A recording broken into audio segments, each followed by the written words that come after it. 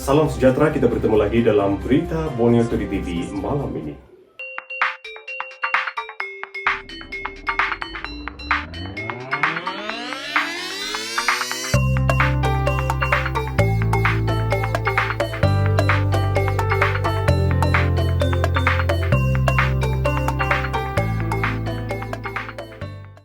Kabar angin mengatakan kerajaan Sabah tumbang kerana adun melompat parti adalah palsu. Ketua Whip Kerajaan Sabah Datuk Seri Wilfred Madius Tangau berkata, kabar angin yang mengatakan kononnya kerajaan Sabah akan tumbang tidak lama lagi disebabkan beberapa ahli Dewan Undangan Negeri berpaling tadah adalah palsu. Hakikatnya wakil rakyat kerajaan di Sabah masih cukup waras dan mempunyai maruah diri untuk kekal dalam perjuangan bersama menuntut hak-hak Sabah di dalam Perjanjian Malaysia 1963, MA 63, bukannya mudah berpaling tada disebabkan kehendak politik semata-mata. Sehubungan itu, pihak tertentu ditempelak kerana menyebar kabar angin, kononnya pentadbiran negeri akan bertukar dengan mengaitkan senario politik di Semenanjung yang menyaksikan beberapa kerajaan negeri antaranya Melaka dan Kedah tumbang akibat tindakan wakil rakyat lompat parti. Perkara itu tidak akan berlaku di Sabah kerana kesatuan yang utuh dalam kalangan pemimpinnya. Datuk Seri Madius yang juga Presiden APCO berkata, wakil rakyat kerajaan masih teguh menyokong Ketua Menteri Datuk Seri Panglima Haji Muhammad Shafie bin Haji Abdal untuk meneruskan perjuangan menuntut hak-hak negeri ini yang terabai selama ini ketika di bawah pemerintahan lampau. Sokongan dan dokongan kami ini adalah berasaskan perjuangan yang telah dimulakan oleh Yang Berhormat Ketua Menteri, khususnya untuk mempertahankan hak-hak negeri Sabah selaras dengan Perjanjian Malaysia tahun 63. Dalam masa 2 tahun yang lalu terbukti bahawa kepimpinan Yang Berhormat Datuk Seri Shafie telah dengan lantang menyatakan dalam pelbagai forum, terutama sekali semasa pembentukan jawatan kuasa dalam pelbagai mesyuarat-mesyuarat, jawatan kuasa MA 63 yang dipengerusikan pada ketika itu Yang Berhormat ketika itu Tun Dr. Mahathir Mohamad, dan malah kita telah mencapai sekurang-kurangnya 17 perkara persetujuan, malang sekali kerana adanya peralihan kerajaan, jadi kita tidak nampak putusannya pada hari ini. Sebelum ini tersebar di media sosial kononnya adun kerajaan hilang keyakinan terhadap Ketua Menteri dan akan berpaling tada menyebabkan pemerintahan beliau tumbang seperti yang berlaku di Semenanjung membabitkan negeri Johor, Perak, Melaka dan terbaharu Kedah. Menurut Datuk Seri Madius, daripada segi percaturan politik, senario di negeri-negeri berkenaan tidak sekuku di Sabah kerana kerajaan negeri sekarang mempunyai kelebihan 18 kerusi berbanding pembangkang. Ini bukan Melaka, Sabah ini bukan Kedah. Dia orang punya majoriti 1-2 saja.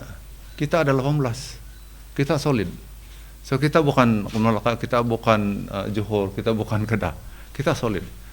Bilangan-bilangan majoriti kita tinggi. Lebih 18. Ya, jadi jangan samakan kita dengan sana. Lagipun kita di Sabah ini seperti mana saya katakan tadi, perjuangan kita sebagai orang-orang Sabah itu jelas. Yang selama ini diabaikan.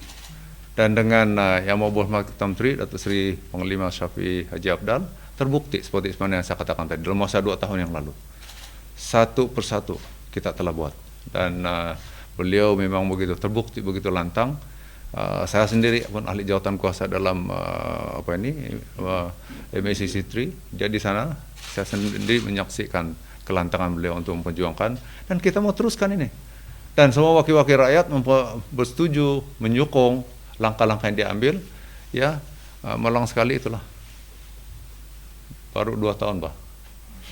Belum habis perjuangan. Kita mau teruskan perjuangan. Seramai 21 ahli Dewan Undangan Negeri adun kerajaan Sabah hari ini berkumpul menyatakan sokongan kepada Ketua Menteri untuk terus memimpin Sabah dan menyangkal dakwaan kononnya pemerintahan negeri akan bertukar. Sokongan yang dinyatakan itu juga adalah untuk meyakinkan rakyat negeri ini bahawa kerajaan Sabah masih kukuh dan tidak terpengaruh dengan tuduhan-tuduhan palsu yang tular di media sosial ketika ini. Adun Merotai Sarifuddin Hatta berkata, pelbagai berita yang tular di media sosial hanya bertujuan memporak-perandakan kestabilan kerajaan Sabah, sedangkan sokongan kepada Ketua Menteri amat kukuh.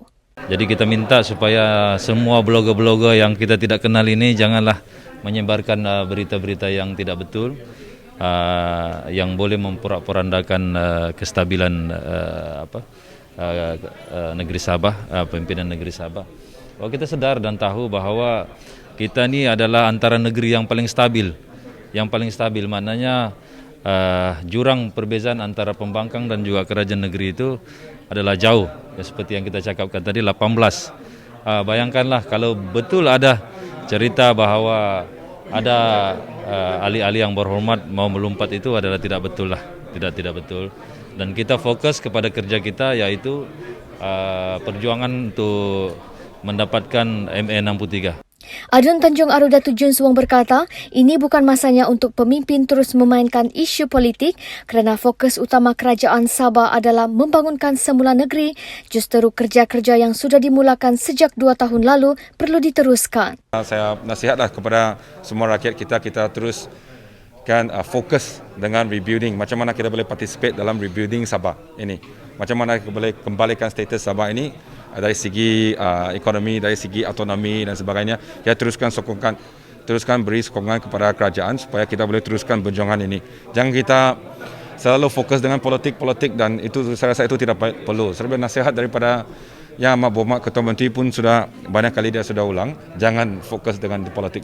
Politik nanti apabila pilihan raya baru kita fokus dengan politik. Sekarang kita fokus macam mana kita rebuild Sabah ini. Adun Kemabung Jamawi Jafar berkata, kabar angin kononnya beberapa adun telah menyatakan persetujuan untuk lompat parti adalah palsu dan setiap wakil rakyat meneruskan komitmen untuk berkhidmat kepada rakyat. Bagi saya sebagai wakil rakyat di kawasan Dun Kemabung dan rakan-rakan backbencher di Dewan Undangan Negeri Sabah menyatakan sokongan yang tidak berbelah bagi kepada Yang Amat Berhormat Datuk Seri Panglima Haji Muhammad Safi Haji Abdal sebagai Ketua Menteri Sabah, dan kami akan meneruskan komitmen kami untuk berkhidmat kepada rakyat melalui Pakatan Warisan DAP dan juga APKO dan Parti PKR. Dan bagi kami, kesungguhan untuk kita memberikan hikmat kepada rakyat adalah yang terpenting, dan dalam keadaan kita menghadapi COVID-19 bahawa isu-isu politik begini haruslah kita ketepikan dan harus kita jawab bahawa ianya tidak berasas sama sekali. YB yang ada, terutamanya YB Warisan, saya percaya mereka percaya dengan kepimpinan Yang Amat Berhormat Presiden selaku Ketua Menteri Sabah. Dan apa yang kita nampak sekarang ini baru 2 tahun, tetapi banyak perubahan yang telah dilakukan.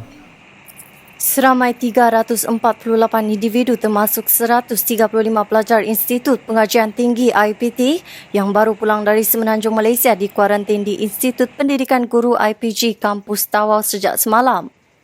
IPG Tawau mampu menempatkan sehingga 800 orang untuk dikuarantin dalam satu-satu masa.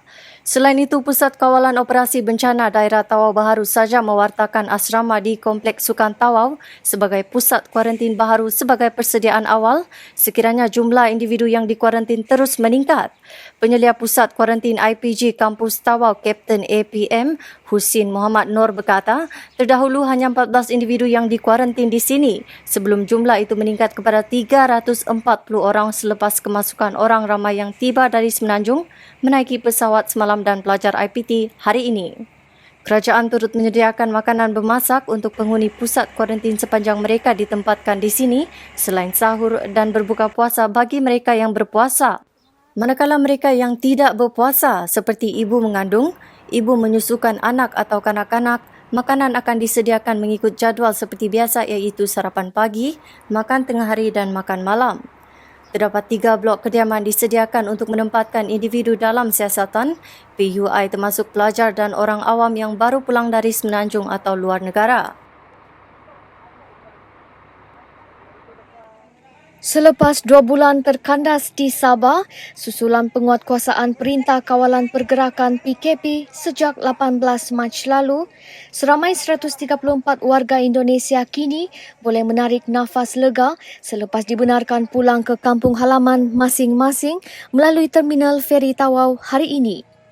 Mereka melahirkan penghargaan kepada Kerajaan Sabah atas kebenaran diberikan kerana kini mereka boleh pulang menyambut lebaran bersama keluarga yang telah lama terpisah. Rakyat Indonesia terbabit menaiki 2 buah feri iaitu MV Purnama Express dan KM Francis Express ke Nunukan sebelum menyambung perjalanan ke wilayah masing-masing di Kalimantan Utara, Kalimantan Timur dan Sulawesi. Ada yang terkandas di Sabah selepas menziarahi keluarga dan sanak saudara di negeri ini. Saya masuk di sini di Tawau pada tanggal 9 Maret 2020. Terkendala lockdown sampai 2 bulan. Alhamdulillah oleh usaha Konsul Tawau Republik Indonesia bekerjasama dengan Ketua yang terhormat Ketua Sabah untuk memberikan memberikan kebenaran untuk balik Indonesia. Kami ke sini bukan TKI, tetapi turis atau pelancong kunjungan keluarga. Alhamdulillah. Jadi kami ini berterima kasih kepada yang berhormat Ketua Ketua Sabah, Ketua Menteri Sabah telah memberikan kami kebenaran balik Indonesia, jumpa keluarga kembali. Sementara itu, Konsulat Republik Indonesia di Tawau, Sulistijo Dijati Ismojo berkata, semua yang pulang hari ini sudah menjalani ujian saringan kesihatan dan disahkan sihat oleh pihak hospital sebelum dibenarkan menaiki feri. Rakyat Indonesia terbabit akan menjalani saringan COVID-19 sebaik tiba di Nunukan sebelum dibenar meneruskan perjalanan. Nanti mereka pun di Nunukan ada proses selanjutnya sebelum mereka melanjutkan ke daerah masing-masing. Untuk yang ke Sulawesi, mereka ada semuanya akan kena rapid test. Mereka akan kena rapid tes COVID ya. Untuk yang ke Sulawesi, apabila mereka negatif semuanya akan naik ke kapal. Namun kalau nanti ada yang satu yang positif, batal. Mereka harus semuanya karantin di Nunukan. Sementara untuk yang tujuan ke Kalimantan Timur maupun ke Kalimantan Utara, itu kewajiban setelah tes rapid, mereka harus karantin selama 14 hari sebelum mereka diterima di keluarganya masing-masing.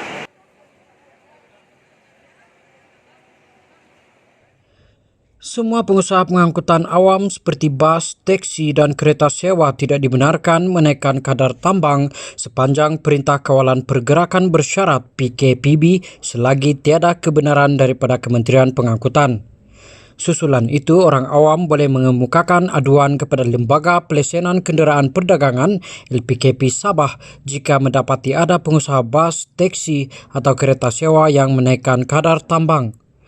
Pengarah LPKP Sabah Arfian Julian berkata memang ada cadangan daripada pengendali pengangkutan awam untuk menaikkan kadar tambang kerana hanya dibenarkan membawa 50% sahaja bilangan penumpang dan perkara itu akan dimajukan kepada Kementerian Pengangkutan minggu hadapan.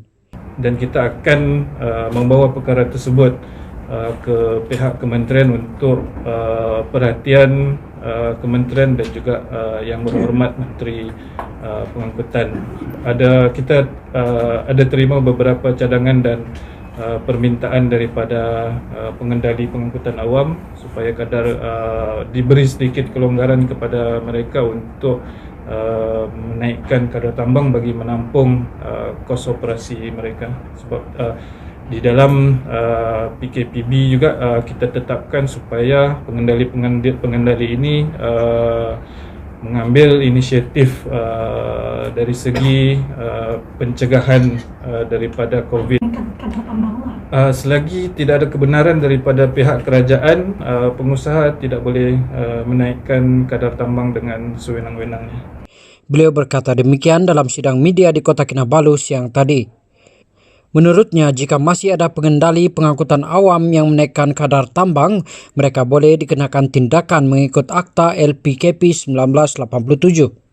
Kebenaran beroperasi dengan bilangan penumpang 50% daripada kapasiti sebenar itu antara prosedur operasi standard yang ditetapkan bagi membendung penularan COVID-19. Setakat ini terdapat kira-kira 4.000 pengangkutan awam yang berdaftar dengan LPKP Sabah. Sementara itu, pemandu bas Putatan Kota Kinabalu yang ditemui berkata mereka terpaksa menaikkan kadar tambang sebanyak RM1 bagi membolehkan mereka menampung kos operasi. Ada juga pengusaha bas Kota Kinabalu Papar yang masih belum beroperasi kerana tidak mahu menampung bebanan kos operasi yang tinggi.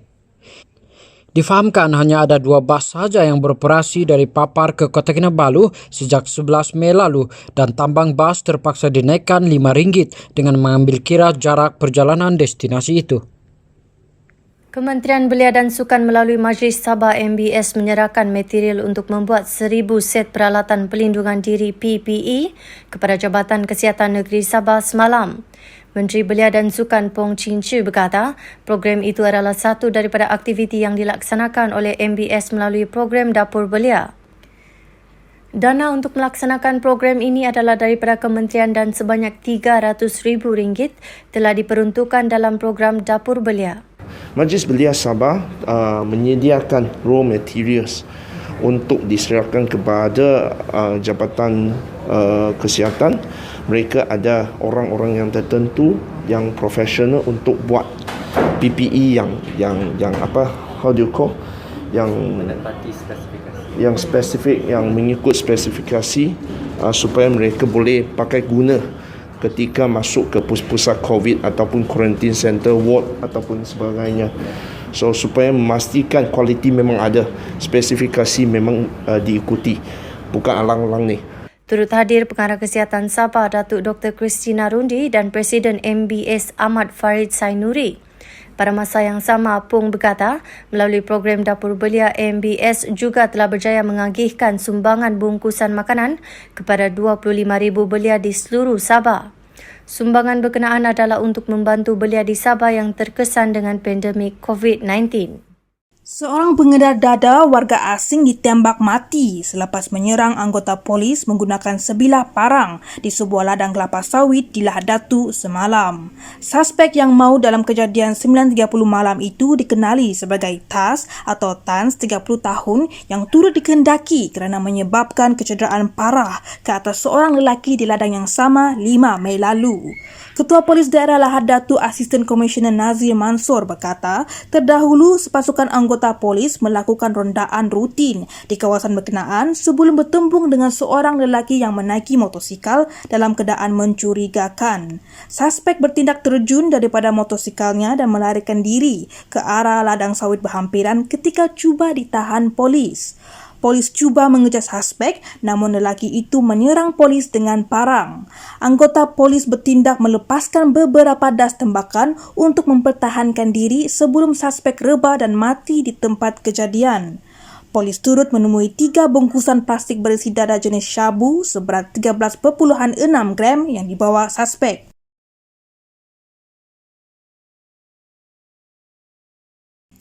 Seorang pemandu lori yang membawa muatan kelapa sawit maut apabila kenderaan dipandunya terbabas ke dalam paya berhampiran KL Kepung Mil 2 di Jalan Tawau Sempurna petang semalam.